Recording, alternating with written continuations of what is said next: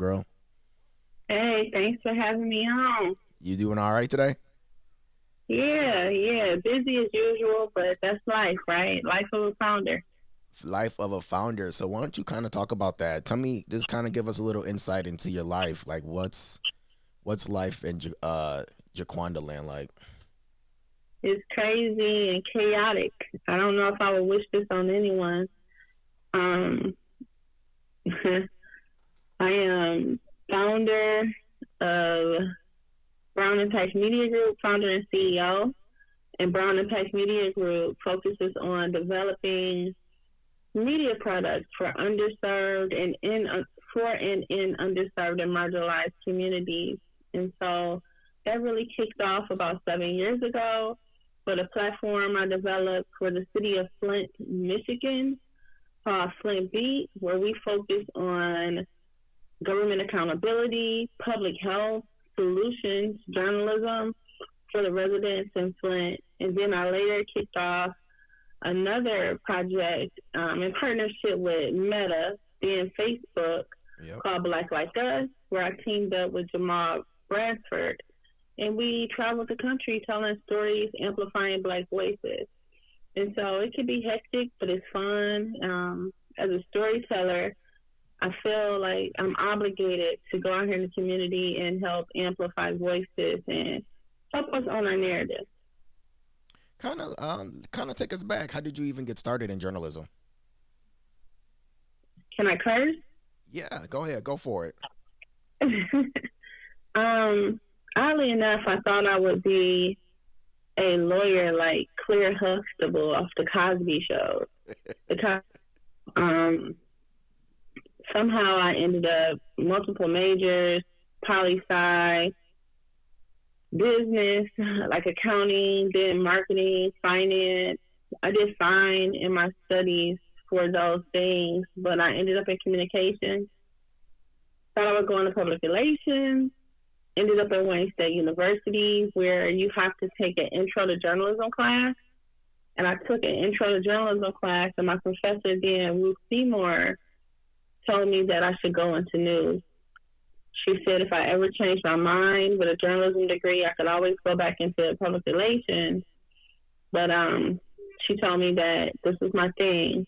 In that same semester, out of maybe 100 students, I wrote a piece for extra credit for the PRSSA, the PR student organization. Mm-hmm. And it got picked up for extra credit and published. So journalism found me. I know I asked could I curse, but I had wrote a story about Ruth. It was one of our first assignments, and students used to talk about her horrible for some of her requirements. And I put in my lead, like, there's the one they call a bitch. And so when she pulled me over to the side later, I thought I was in trouble for the lead.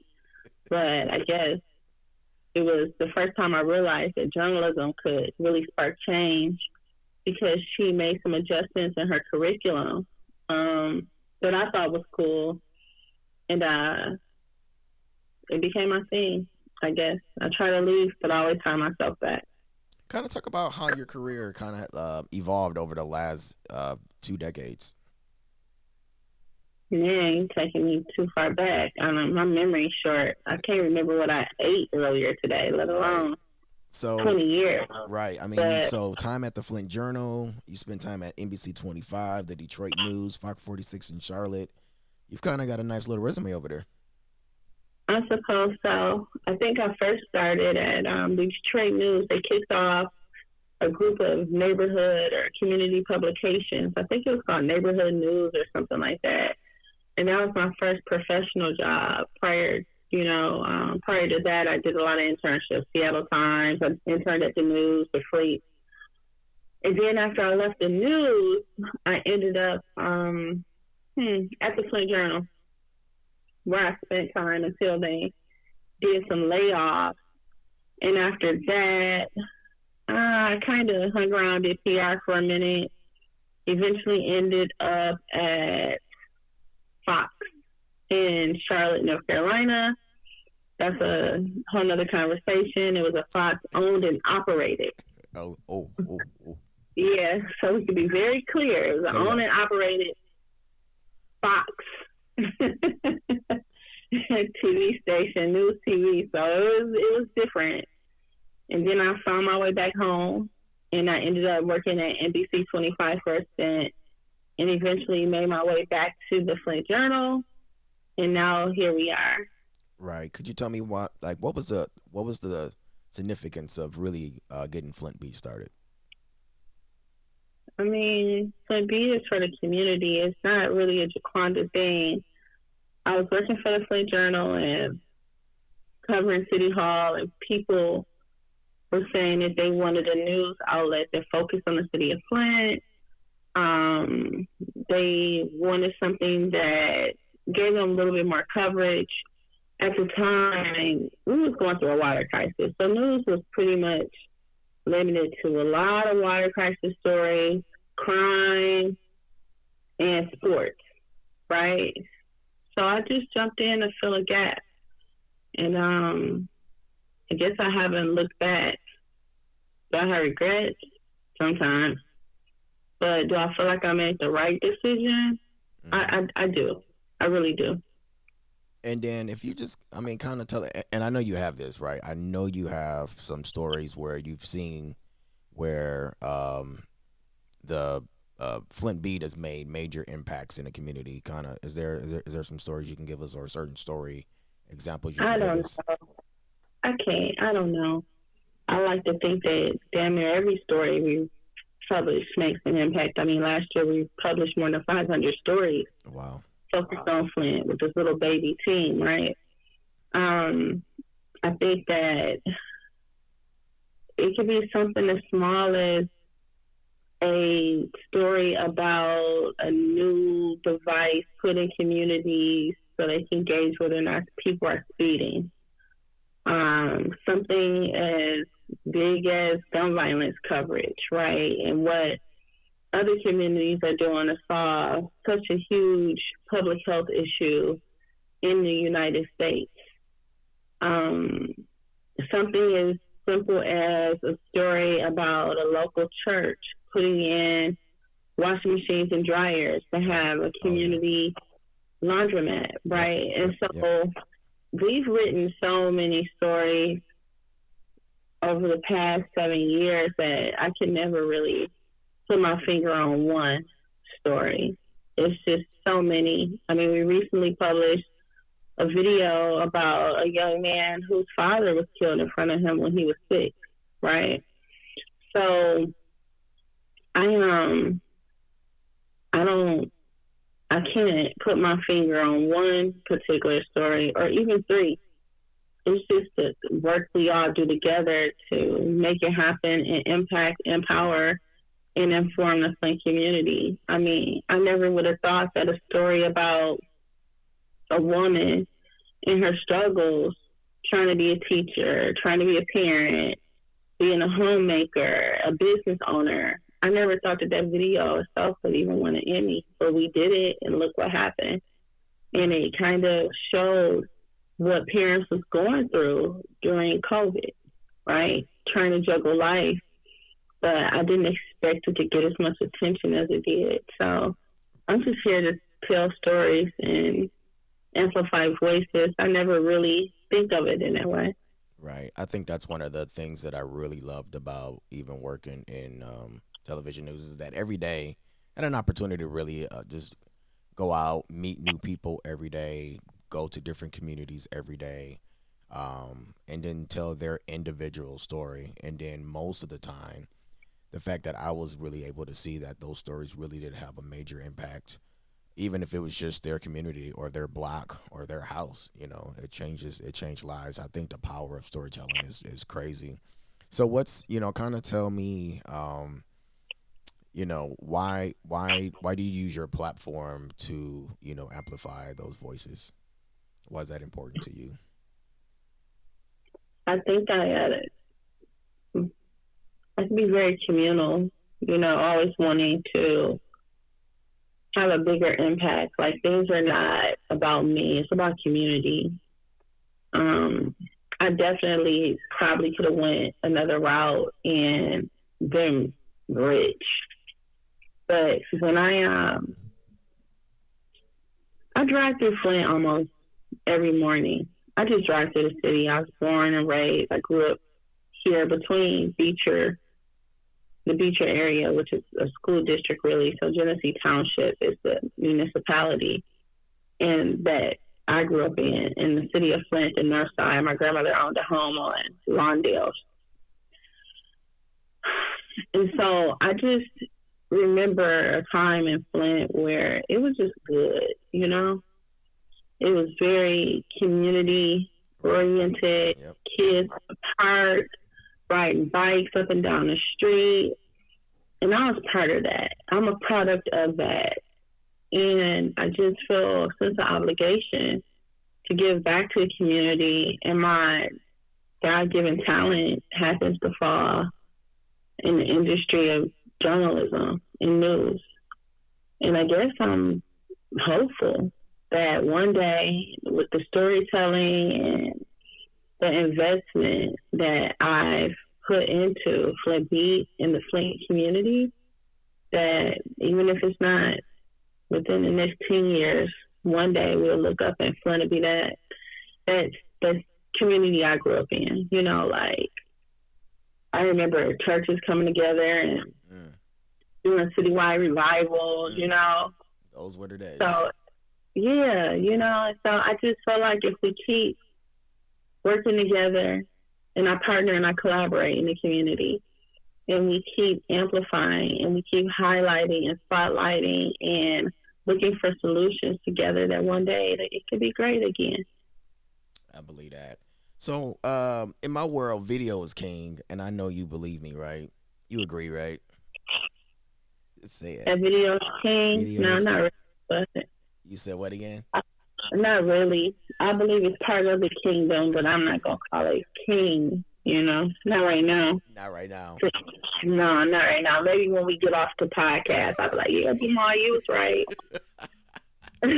So I mean, but really, so you've done all this amazing work even on print side. Kind of tell me like the advantages of like the print side of journalism. Like how does that is there like tell me the advantages of being able to tell story through print? The advantages of journalism at Flint? Yes. The advantages of telling stories through print journalism. Through print. I think that there's no, every medium has a space. Through writing, you just have a group of people that want that deeper storytelling, right? They have time to sit and read and go over all these little details. And I think writing also provides this space where we can inform people of issues and give them information that they can make decisions to better their quality of life. And it's like there in black and white. You process it, you could print it out because we're on the web, so we're not in a print product, and so we do some special issues. And also, we still got a group of people, I mean, they like to read. You know, they want to go. They would love to have it in their hands. I got a group of folks who always ask us to print. Yeah. And so, like I said, we, you know, a couple of special issues, but, you know, it's people who feel like they want to engage in that way. But I really love video. I cannot lie about it. There it is. There it Before is. I even thought about being a journalist, I had a camera in my hand. So in the 90s, when I went to Wayne State, I still thought I was doing public relations, right? But I took a photography class. My first semester there, I'm pretty sure. And it was 35 millimeter, old school film, get it developed type deal. Before all these DSLRs and mirrorless cameras were like taking off, it was before that. And so I always had a camera in my hand and wanted to capture memories even when I was younger. I just didn't know I could do it. Right. You know, so when I fell into journalism, it was under Ruth, who was a writer. and I never really ventured into video until you and I started working together. Like, I might have one young lady do some video pieces, but I don't think I engaged well enough to get what I needed out of her. And then I had another project was done, and I didn't do anything except provide the space, right? And then when you and I started working together, I became more involved. And I saw a space for it, especially for these independent newsrooms where they really have an opportunity there where they can engage people with video storytelling. I think it's beautiful. That's me. It's different when we're talking about gun violence. I think it's one thing to read text about it, right? And see still images. But when you see a young person like Tristan, who's only now 10 years old, whose father was killed in front of him, and he has this passion for basketball and how well he wants to do and how he uses it for his PTSD. When you hear him and when you see him, Right. Yeah. that's different. He's just a baby, and you see it. But he has this way about him that makes him seem kind of mature at the same time. You know, it's like you get to see these different layers of him, and they're moving, and you can relate as a person. So that's different, you know. But even before us, I had invested in a video camera, like 2013, I think it was. 13 or 14. It's before I moved back to Michigan. I said you started way back. Yeah, what I was playing, I guess God always kind of see you in the right direction. It's just whether or not you listening and you take opportunities. I'm a believer that if it's meant for you, it's meant for you. You could even say, you know what, I don't want it. Later, the door gonna come back open. You just don't know when. Exactly. And so the opportunity came again, and now I struggle with imposter syndrome, but we're here. So, one thing that I know you was not faking at all was this Black Like Us project, man. That Black Like Us project was the absolute truth. So, kind of explain to the people how the Black Like Us project kind of even came about, and what was the thought process kind of behind that whole thing. It was amazing. I feel like growing up, I was only exposed to certain types of Black people. You know, accountants, teachers, lawyers.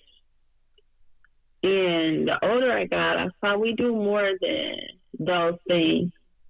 And so I just made a decision, long before Facebook even became involved. Me and this guy named Mark Felix. Mark is a photojournalist, and now he's based in Texas, but he had been rolling with me for a minute. And so I was like telling Mark about how we roller skate, right? We grew up. One of the things my mama did was make sure I went to the roller skating rink. This was a thing. It's a thing in the Black community. And it started with that, and then being a motorcyclist. And what does that look like for Black folks? Like, it could be a big deal. And so I started having all these ideas, and then I started doing all these Google searches and just finding Black people who would do what you thought would be obscure or things that you wouldn't think of when you think Black. Right. So they're not stereotypical, right? And so that's how I ended up interviewing Dr. K. Renee Horton, who was a NASA rocket scientist. If folks don't know, Jamal and I worked on that project together. That's how I met the folks from Black and Camping. Had me out there in a tent for the first time. And Fred McBride. I was cool out there. You know, with the commercial fisherman, Fred McBride.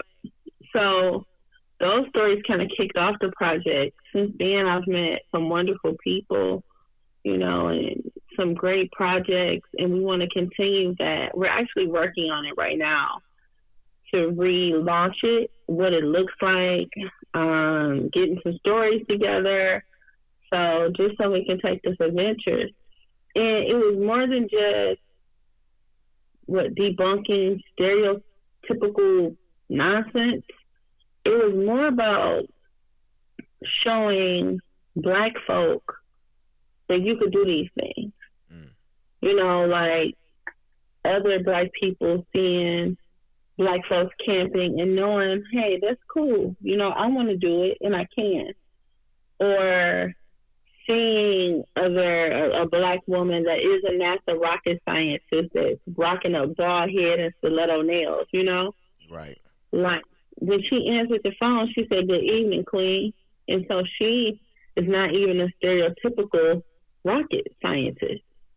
And so being able to introduce these people to young black folk, to black folks in their midlife crisis or wanting a career shuffle or wish they would have, now they know they could have, because we introduce people who look like them to them, you know. So that's always cool. I sometimes get in my feelings because Flint Beat takes a lot of my time, and I am working to manage my time better so I can do more projects like Black Like Us. So let me ask you this: being a young, successful black, Emmy Award winning producer, et cetera, et cetera, et cetera, et cetera. I mean, how is it important for you, or does it, let me ask you this: is there even, you feel like there's pressure on you to tell the right story or stories that have been untold for this amount of time? Do you feel that pressure that you have to tell the stories? Because I found that, and I say this as a compliment, where a lot of these stories, I mean, if anyone would take the time to do a simple Google search, it's so hard to even find these stories. The year is 2024. You would think some of these stories wouldn't be the first or even unheard of to even hear about some of these stories, but it's still the case. Do you feel the pressure that you have to tell more and more of these type of stories? A couple of things. I'm not young. I'm an old lady. And here we go. Listen. A, black don't crack. B, you are super young. So chill out. We ain't gonna be out here trying to act like you about 85. No, you out here. But I'm almost 50. I'm 2 years shy of 50. You said almost. So you just turned 48.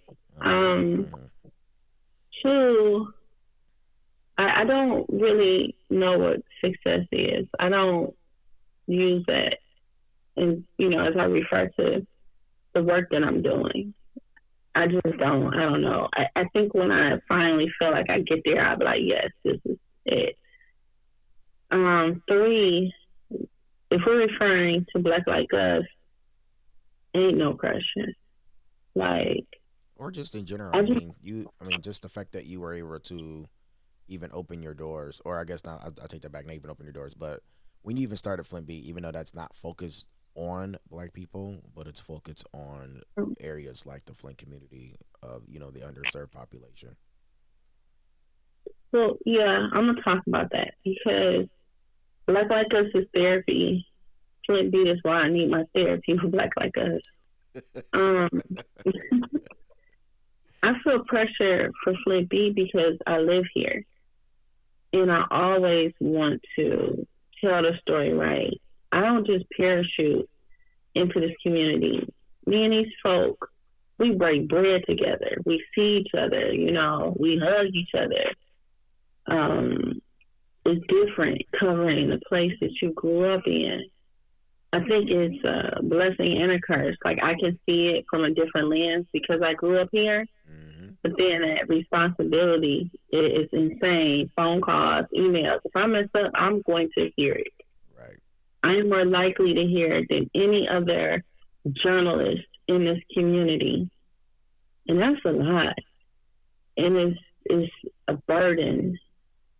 It keeps you on your toes, but it also makes you nervous. When, like right now, I'm really working to get coverage back to where it needs to be. Mm-hmm. And that caused me to be out there in the field. And I'm, like I said, I'm an old lady, I'm tired. And so, but I feel like I have to, because if I don't, we're not gonna get the news that we need to get. It's not gonna be reported the way it should be reported. It's not gonna be as impactful. It's not gonna empower anybody. They're not gonna feel informed. And so that's a lot. Um, I'm dealing with it. We'll see what happens. But hopefully, But it's tough. over, I can replace myself eventually. Well, you can never be replaced, but I guess kind of that's actually kind of leading to my next question about how important it is it to you to pass this down to the next generation. This meaning journalism at its core. I think that the effort to diversify newsrooms Hmm. with people coming from places like Flint, with people who look like me, people who look like you, needs to be amped up Yeah, I a agree. hundred times, I agree. right? You know? And I know it's little folk, working in the community, little folk, big folk, we have very little resources. We be rubbing two nickels together, robbing Peter to pay Paul. Y'all Hmm. don't know who Peter is and Paul is. Look it up. It's in the Bible. And so it's just, I feel sometimes I'm just, I feel worn down because we're working so hard to engage young people so they can understand the power of media, Hmm. they can understand like its role in their lives, their homes, their streets, their communities, their cities, their counties, their states. Because if we don't, it's I feel like it's a sad day if you don't have people out there that's willing to speak truth to power, that's willing to disseminate information to the people, Hmm. you Properly. know, properly, right? With the facts and reports so that people can make the best decisions that they can. Because most people are not going to sit in a city council meeting for 8 hours.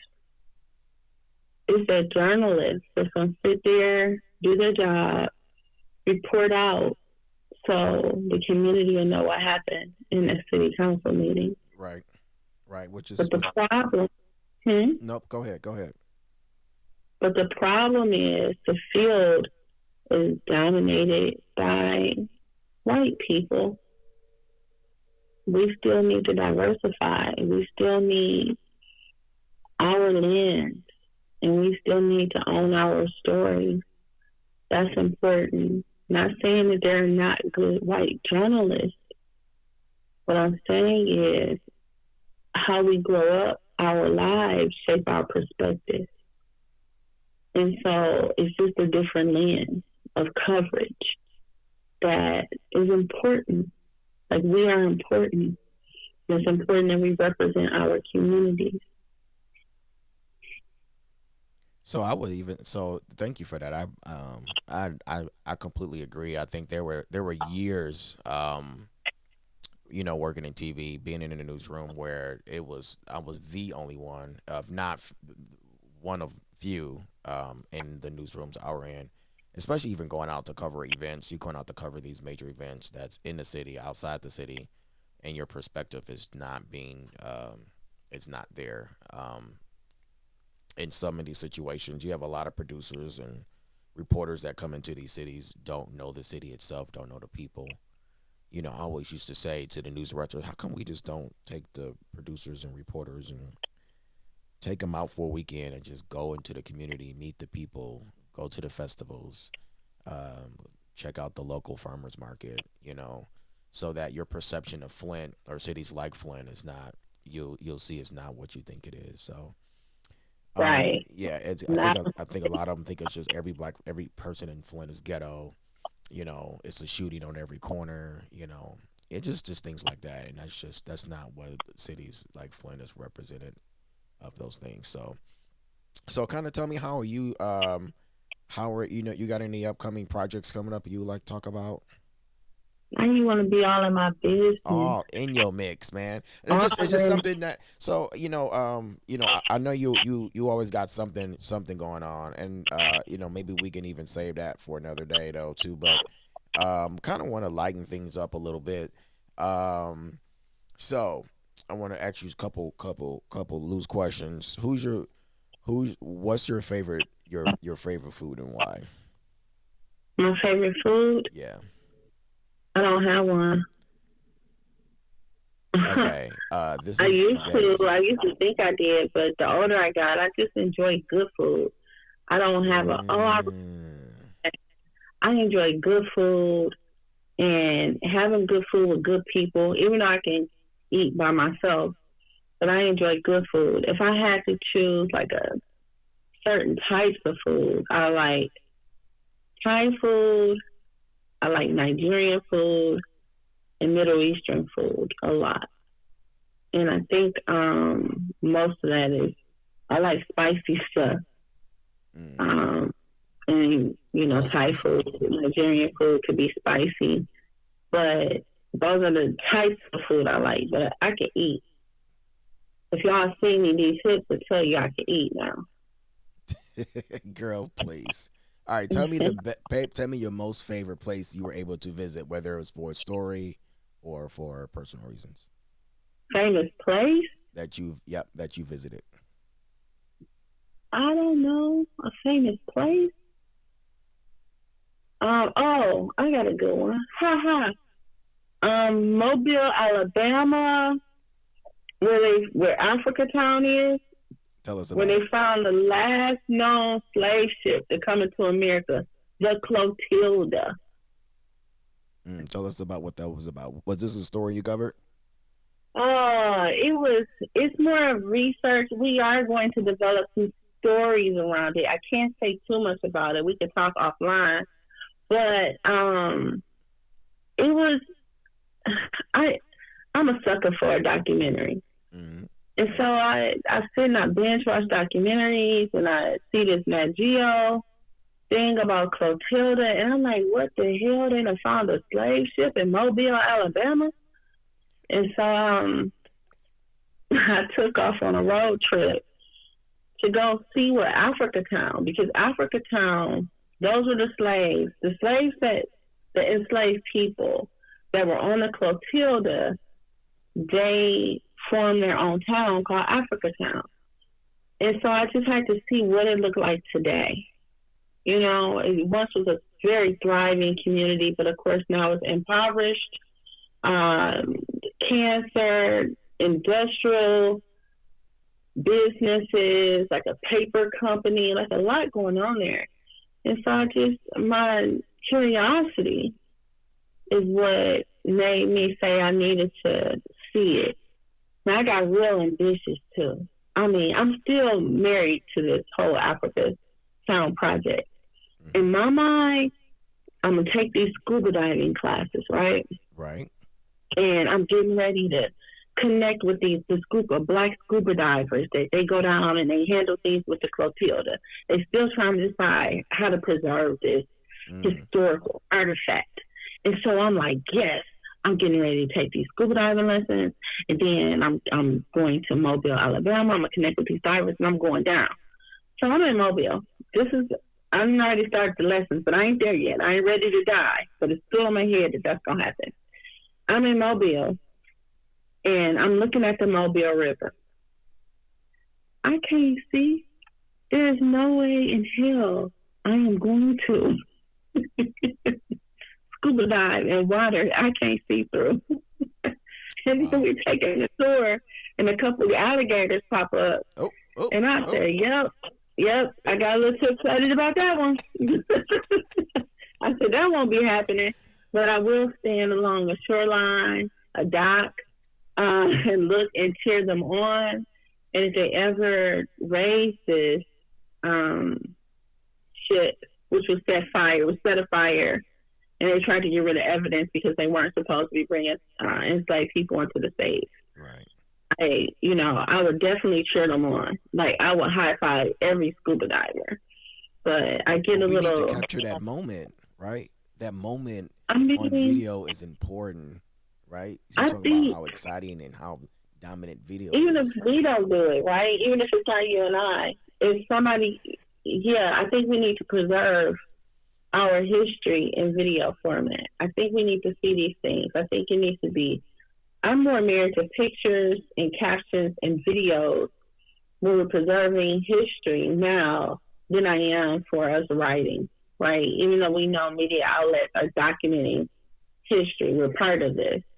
I just, the idea, like when we look at old footage, like we were working together, so Jamal and I work on oral history projects in Flint. We have, yeah. And we're looking, I'm on YouTube looking at this old footage of Flint. It kind of puts me in a different kind of space and of why I do what I do, like capturing all these moments, right? And so, yeah, even if it's not us, someone needs to document it and somebody needs to be there. And they need to make sure they put it on social media so I can see it. So let's go out there, young people. We need you to step your game up. Go out there with them alligators and get to diving so we can get this footage. No, in all Gotta, in all seriousness, any tips you have to any tips you have for any of these young people that are entering this wonderful field of journalism? um, internet is, if you want to do it, do it. You know, there's no excuses now. If you say it's something you really want to do, journalism, we have this thing called the internet. And so you can tell stories. Don't be scared. Don't be shy about it. Grab your notebook, camera, whatever that is, and start documenting, even if it's just your community. I would tell every young journalist to take a intro classes. If it's intro to news writing, if it's intro to feature stories, those are important if you want to be a writer. I took a TV news course when I was in J school because I've always been a person that wanted to know about all these different moving parts. Mm. I would tell them, stay on top of what's going on. Like, if you don't, you'll be left behind in the industry because Yep. things are moving fast Yep. and how people consume news is moving fast. Hmm. You know, don't knock social media.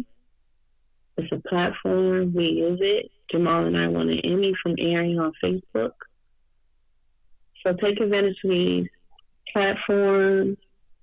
Stay physically engaged. Read news, watch news, read news, listen to news. If you say this is the thing you want to do, and start early. I was fortunate enough to go to a school where I had mentors that told me internship, internship, internship. Right. Get the experience. That's what sets you apart. When you graduate, you work really hard for these degrees and you graduate, they're not hiring people based on their degrees. They're hiring them based on their experience. Experience, absolutely. You know? Yeah, so you can get your degree, but by the time I was wrapping up school, I had interned at the Free Press, the Detroit News, the Seattle Times, worked at the student newspaper, and also worked for, it was African American Parent Magazine then. It's called Black Now. And so I wrote for a section for that and also did some freelance work. So I had a body of work. And that's what's important. So you can take as many classes as you want, but if you don't have a published clip, a published news segment or something, Right. Yeah. the competition is steep. Big time. I agree. Yeah. I agree. Yeah, that experience is definitely. I think a lot of people. I mean, I was like that when I got out of high school. I had a choice between going to. At the time, I was going to choose Central Michigan, and after finding out, the guy told us in our tour said, "Hey, we're showing us all the studio stuff and all these fancy cameras. He like, yeah, so you guys will get to this, and after your second year. I was like, what? I can't touch a camera until after being in college for 2 years. I said, bump that. Yeah. Went on down to Detroit to a school called Specs Howard School of Broadcast Arts, which is a broadcast Right. trade school. So I spent 8 months to a year there, and we start touching equipment on day two. I think I love that program because it was very mixed. We will spend a couple of days in the classroom learning things, but then we will spend the other time actually, putting our hands on it, whether it's just audio stuff, video. We did everything from news to redoing movie scenes, commercial production, et cetera, et cetera. So that would be my advice. I mean, yes, I did end up going back to Yeah. get my bachelor's degree because I needed it for my path in my career. But I spent over 12 years, not 12, more than 8 years, in the first part of my career, just with my certificate. So I definitely think that's a valuable. Go get the experience, people. So let's wrap this on up, homegirl. Anything else you want to kind of give? Anything about your amazing life? How does it feel to be an Emmy Award winning? You actually have won. Kind of talk about the other awards. I know I'm over bringing up your golden statue, but talk about some of the Um, other awards you have won over the years. And actually, does that mean a lot to you, or what? Some people are not big award people. I mean, I guess I'm not big on awards.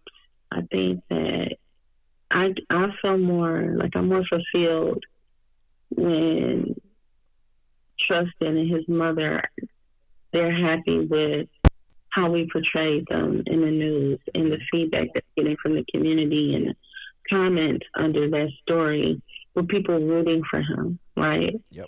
That's what gets me. Awards, it's like putting an extra notch in your belt or how you beef up your resume as a news person when you are trying to get funding or respect from your peers. Hmm.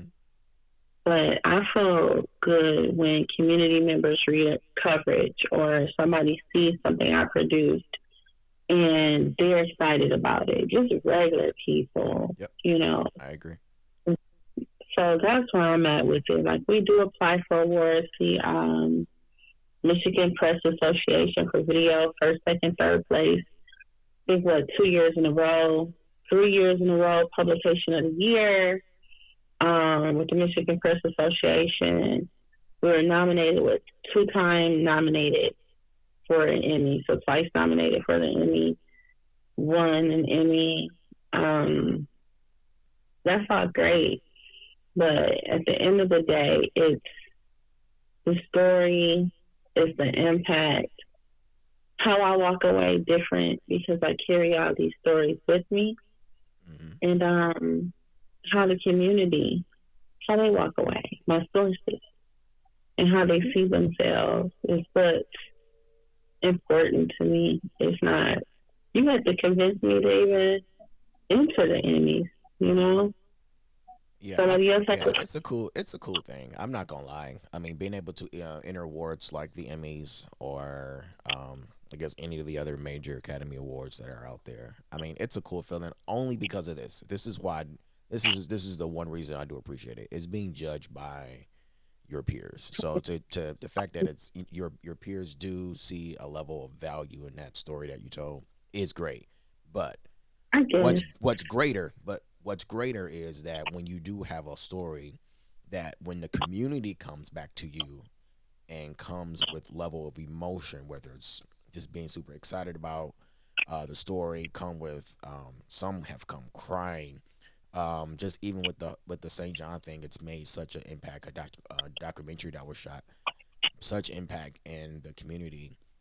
To me, like that's greater than winning any award because it's been able to make some change. People have been able to see themselves in this neighborhood that was of a story that was never told. To me, that's I would do that every day, all day, because now we're not only securing the history of a particular area or person or whatever, But again, though, it's making change. I'm all about trying to make change in whatever we do. I can When I can I can I can care less about winning awards every year. I mean, it's great. I mean, don't get me wrong. I'm gonna put it right here on my shelf next to the other ones. But to get a phone yeah, call from an 80-year-old lady to say, thank you for covering his story. I thought people forgot yeah, about us, and it was so cool to see, the old neighborhood in the pictures, and I saw my neighbors, and my street was up there, and and see the community rally behind it, and build, start, kind of just bringing back those things. To me, that's way better than having a statue on my right. shelf. When we won that Emmy, the excitement. You know what I was thinking? Mm, was that? How can I put this in a grant? Like, I was not really thinking, oh, I want an Emmy. I was thinking, can this Emmy better position me financially to continue to do the work that I'm doing? Right. I the reporter. I told him, don't publish that one. I said, off record, this is how I really feel. Mm, And so nah. I never always look at it. We party with the Emmy on the patio. My friends, everybody from the block then touched this Emmy. It's good to have. You can say you've done it or you've won it, or even been nominated for it. That's awesome because again, it's something you can check off your box. We've all won some amazing awards. But at the end of the day, it's about impact and change. And I think that to give you your flowers, you have done that time and time again through a number of your platforms. And I just want to say thank you for all of the change you have done in the community, all the change you have done, probably the ones you don't even realize you've done, touching people's lives, giving people opportunity. You employ a number of people through your different companies and stuff. So you're even making change there, giving young people opportunity, even helping me out with the B-Roll Matters media camps. You've had your after school programs for years, continue to make change from young through the elderly in our community. And I want to just say thank you. I appreciate it. Um, and you rock. You that girl. Thank you. You rock. All right, girl. So we're going to end this at. You want to say anything else to the people? No, power to the people. Power to the people. I'm gonna hold my fist up for you. All right, y'all. So I want to thank y'all for listening to another episode of B-Roll Matters. If you want to get more information about B-Roll Matters, the podcast, our camps, or even going to rock a great hoodie like what I got on right now, and go check out bromatters.com. And we'll catch you on the next one. We appreciate you. Holla. Holla.